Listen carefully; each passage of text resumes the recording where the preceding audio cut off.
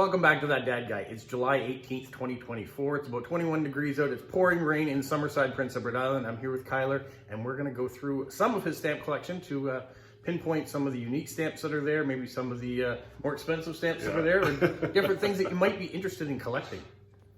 So if you've watched a previous video with Kyler, we were at the Moncton stamp show, and you had mentioned that you'd started collecting stamps when you were going through the garbage, basically. Burning the garbage, yeah. And you have a uncle that was in a stamp collecting too? I had an uncle that had a big stamp collection, mostly Canadian. He did a lot of first day covers and things like that, which I never really got into. Right. My aunt also had a worldwide collection from the 20s and 30s is when she had collected it. So she had a lot of nice older stamps in it. So. Okay. Yeah. So you've got a few examples here of what you first started collecting? Yeah, so my first collection, well, like most people, started off with just a scribbler and the country names written in.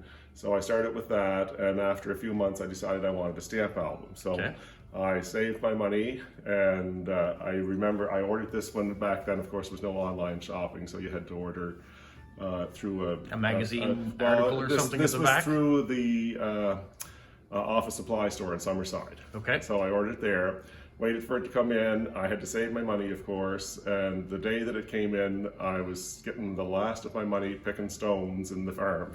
But how old were you at the time? I would have been 11. Okay. Yeah. So anyway, this one came in, and my collection started in December of 1973. I got this album the spring of 74. Okay. It would have been, yeah. So that... Is there anything still in it? Like you flip through the pages, or has it been... after I moved on from this album, I gave it to my nephew, and he used it for several years. So anyway, there's not very much left in it now. A few stamps, and they're not hinged. Here and there. Yeah. Anyway, a lot of them were taken out over the years. Okay.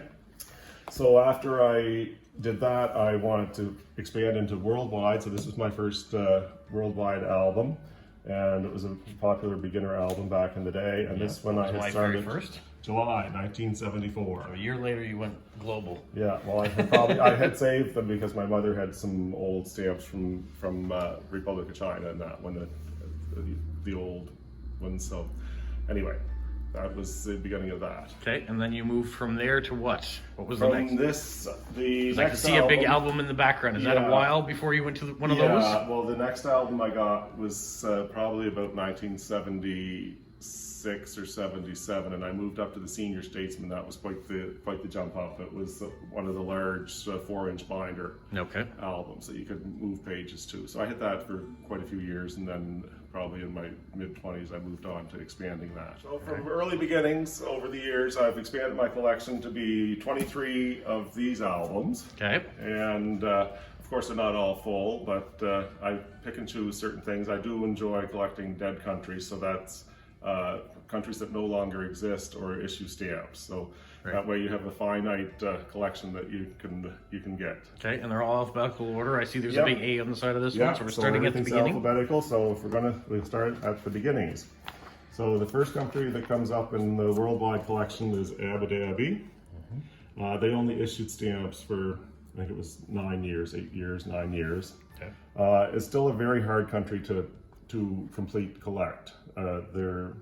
They're not that common of a stamp. There's a couple of overprints that are kind of pricey in that. So one of the more difficult ones is, there's this one here.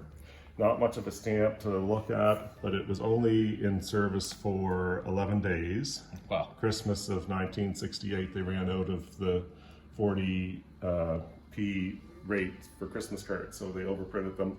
They were almost all sold at they were all sold at the post office. Almost all of them canceled, so it's very rare to find a mint one. This one is canceled. Okay. Yeah. In 1972, the last issues of these were overprinted for the United Arab Emirates. That was the beginning of when they all joined together. So this is technically a dead country to collect. Another dead country right on, along with the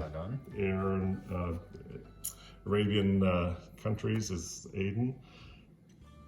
Here, this one is, I'm only missing 2 stamps in my Aden collection. And I can see in the background the Scott catalog, so everything is by Scott catalog? Yes, I collect by Scott number. If it's not listed in Scott, I generally do not keep it in my collection. Okay. They offers a good guideline of what to collect. Of course, what to collect depends on the person. Yep. So everybody collects what they like. Some people want to collect countries, some people want to collect themes, topical things like butterflies or that. So it can be anything you want. You've always stuck to world collecting, Yeah. You never buy themes. Yeah. That's been what I've enjoyed. So it can be that, it can be as expensive or as inexpensive as you want. You can get stamps for free from a few places, not as easy now as we used 2 years ago. Yeah. And But still places like Marketplace or Yeah. anyone who's cleaning out their house, there's all sorts of different things. Or yeah, even for sure. Or thrift stores. flea markets and things like that. You may find a bunch of old stamps on things too. Okay. Yeah. You have some unique stamps too in your collection? So one country that I do find has lovely stamps that they issue is Austria. A few years ago we were in Austria and I went to a couple of post offices and purchased several of their collector packs and that. An interesting one here, well, there's the 3D one, which was kind of unusual at the time. And as well, the fabric stamp was one of the first ones of that type that was issued. Austrian stamps is this one with highlighted with the Swarovski crystals on them, and another 3D one up here. Bhutan was very interesting stamps issued back in the 60s and 70s. They did a lot of odd-shaped ones, 3D, raised ones, textured stamps. Some basic ones here. We move into the 3D space ones. Kind of set from the way for future stamp issue countries. The medallions are really interesting. Yeah, these ones are textured with the Impressionist paintings on them. The regular series and the airmail with the different values. They only had like four designs on them. The perf and imperf issue. Birds. Perforated and the imperforated. And the butterflies, 3D. This issue was printed on steel. It's for the steel industry. The little metal stamps.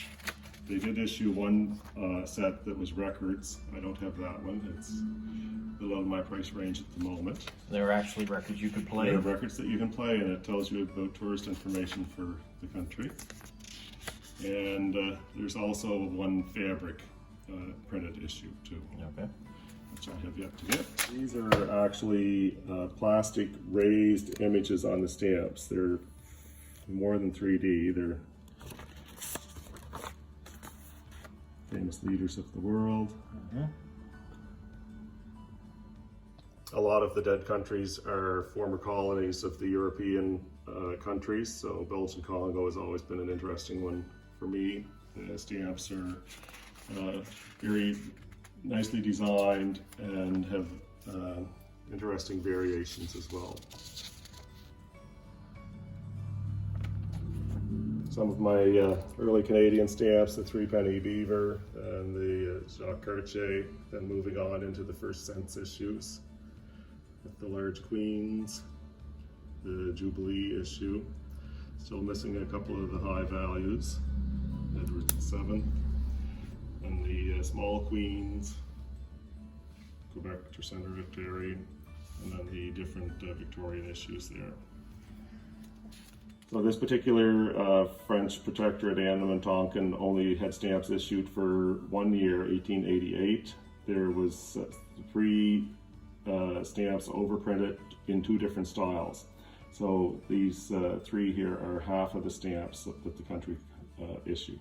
So early Great Britain is a very detailed country to collect. A lot of them are quite pricey and hard to find in good used condition.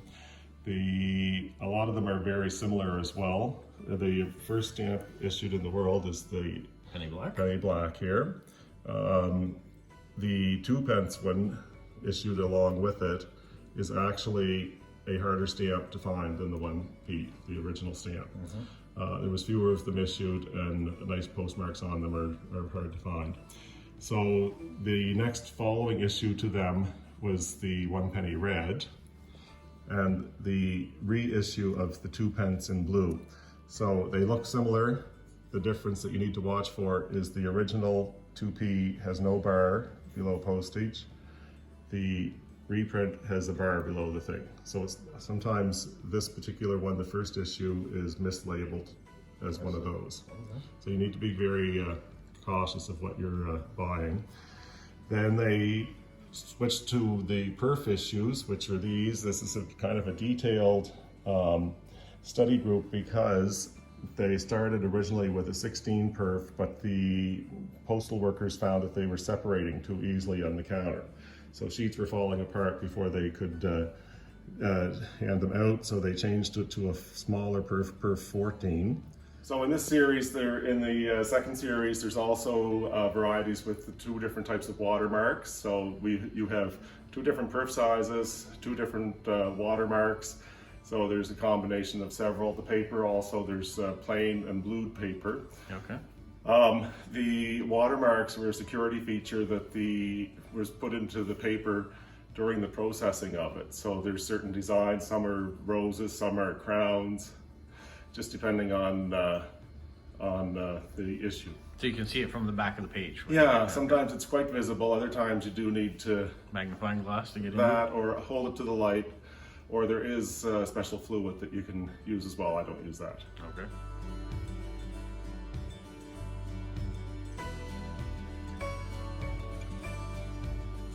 So the early Victorian issues of Great Britain also have plate numbers on them, which are the little numbers in the corners here. Or the position on the sheet rather. So this particular stamp here and this one look similar. You'll notice that the plate numbers are on clear blocks here. This one, they're on colored blocks. So things that you have to watch for when you're determining the stamp. The stamps themselves also have individual plate numbers on them. Some plate numbers are harder to find than others.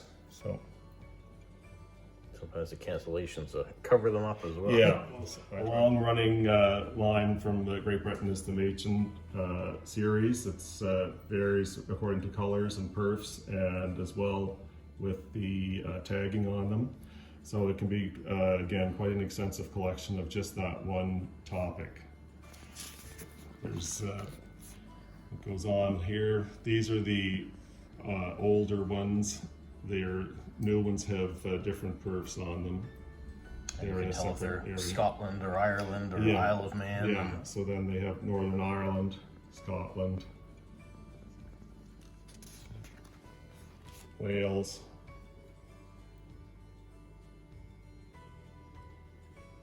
So one of the countries that I really enjoy collecting is Japan. They have a long history of postal stamps. The earlier ones are very nice. The new ones are fantastic. The quality of them is beyond.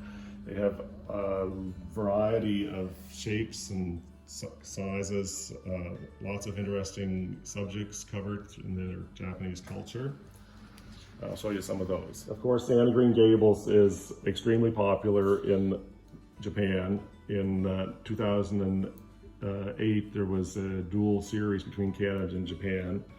Canada issued these top 2 stamps here. I mentioned to Rob the other day when we were at Green Gables, I didn't know why they showed the back side of the house instead of the front, but anyway.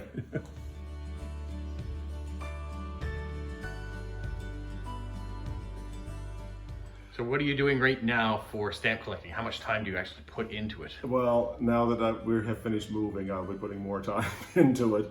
But normally just whenever I get a chance to, I'll often accumulate a few things and then work away at them then. How are you accumulating new stamps these days? So nowadays, the stamp show in Moncton, of course, is always a great source of new material. A lot of what I buy comes from eBay. Okay. I do some approval still. That used to be the big thing years ago. So where a dealer would send you a selection of stamps and you just pick out the ones you want and then send them a check or whatever back. So still do that. Okay. Yeah. And you find it's a lot easier now. You've got all these 23 albums of of all your stamps. Is it easy to find those individual ones that you're missing? Yes and no. The disadvantage to individual ones are that a lot of them are expensive. When you go buying individual stamps too, there's always the postage cost and that's associated with it. So it has to be something that's worth sending. You're not going to buy a $10 or like a 5-cent stamp and pay $10 to have it mailed to you. Do you ever worry about counterfeit when buying stamps online? It's possible, although most of the dealers are reputable. There are certain ones if I don't feel that they have a good rating or experience selling, I would be a little more cautious. So that's something you can check on when you're looking at eBay or Hipstamp or wherever selling it? The sellers would have feedback on their files, so yeah. All right. Thank you, Kyler, for letting me come and see the stamp collection and showing off the different things that you've been doing, and also for the time we had to visit and show off a little bit of Prince Edward Island. Yeah, that was wonderful. Thank you. I look forward to coming back. Right on. All right. Anytime. Have a magical week. Bye. What, Polo? You say like, subscribe, share, and tell all your friends? Who's a good boy? Who's a good boy?